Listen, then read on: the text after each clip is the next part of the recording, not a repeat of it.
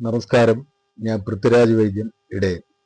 ഞാൻ ഇന്ന് ഈ വീഡിയോയിൽ കൂടെ പറയാൻ പോകുന്നത്, അതായത് കൈകാലുകൾ വെടിച്ചു കീറുക. അതായത് വെടിച്ചു കീറി വളരെ വൃത്തികേടായിട്ടിരിക്കുക, അതിൽ കൂടുതൽ രക്തം വരിക, അസാധ്യമായ ചൊറിച്ചിൽ അനുഭവപ്പെടുക. ഇങ്ങനെയൊക്കെ ഉള്ളവർക്ക് വളരെ എളുപ്പം ഇത് മാറാനുള്ള ഒരു ഔഷധ കൂട്ടിനെ കുറിച്ചാണ് ഞാൻ നിങ്ങൾക്ക് പറയുന്നത്.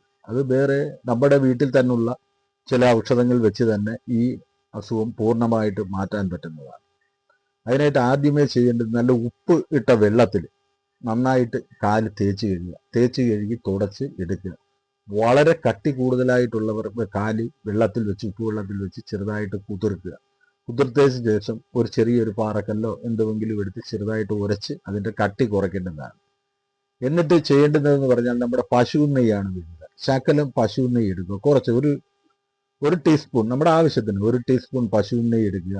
അതേപോലെ തന്നെ പിന്നെ നമുക്ക് വേണ്ടുന്ന വസ്തു എന്ന് പറയുന്ന ആവണക്കെണ്ണയാണ്. അങ്ങാടിക്കടയിൽ നിന്ന് വാങ്ങിയ ആവണക്കെണ്ണ, കാച്ചിയത് വേണ്ട, കാച്ചാത്ത ആവണക്കെണ്ണ 1 സ്പൂൺ ആവണക്കെണ്ണ എടുക്കുക. പിന്നെ വേണ്ടത് നമ്മുടെ വീട്ടിലുള്ള മഞ്ഞൾപ്പൊടി എന്ന് പറയുന്ന ഒരു വസ്തുവാണ്. അതായത് നല്ല മഞ്ഞൾപ്പൊടി ആയിരിക്കണം. ഈ 3 വസ്തുവും കൂടെ അതേപോലെ കൂട്ടിച്ചേർക്കുക. 3ഉം കൂടെ, അതായത് ഏതെങ്കിലും ഒരു ചെറിയ കിണ്ണത്തിലോ അല്ലെ ഏതെങ്കിലും ഒരു ചെറിയ പാത്രത്തിൽ, അതായത് 1 ടീസ്പൂൺ പശുവിൻ നെയ്യ്, 1 ടീസ്പൂൺ ആവണക്കെണ്ണ, പിന്നെ 1 ടീസ്പൂൺ മഞ്ഞൾപ്പൊടി 1 ടീസ്പൂണോ അതിൽ കൂടുതലോ നമ്മുടെ ആവശ്യമനുസരിച്ച് അതിൽ ചേർക്കുക. ഈ ഒരു പാത്രത്തിൽ ചേർത്തതിന് ശേഷം ഇത് ഏതെങ്കിലും അടുപ്പിൽ വെച്ച് ചെറുതായിട്ടൊന്ന് ചൂടാക്കുക. വലിയ ചൂട് വേണ്ട. ചെറുതായിട്ട് ഇത് ഒരു സ്പൂണ് കൊണ്ട് നമ്മൾ ചെറുതായിട്ട് അതിനെ ഇളക്കി കൊടുത്തുകൊണ്ടിരിക്കുക. ചെറുതായിട്ട് ചൂടാകുമ്പോൾ അതെടുത്ത് താഴ്ത്ത് വെച്ചതിന് ശേഷം അത് ചെറുതായിട്ട് ആറിക്കഴിയുമ്പോൾ നമ്മുടെ ഈ തേച്ച് കഴുകിയ കാലിൽ, അതായത് ഈ വെടിച്ച് കീറൽ ഉള്ള ഭാഗങ്ങളിൽ തേച്ച് കൊടുക്കുക.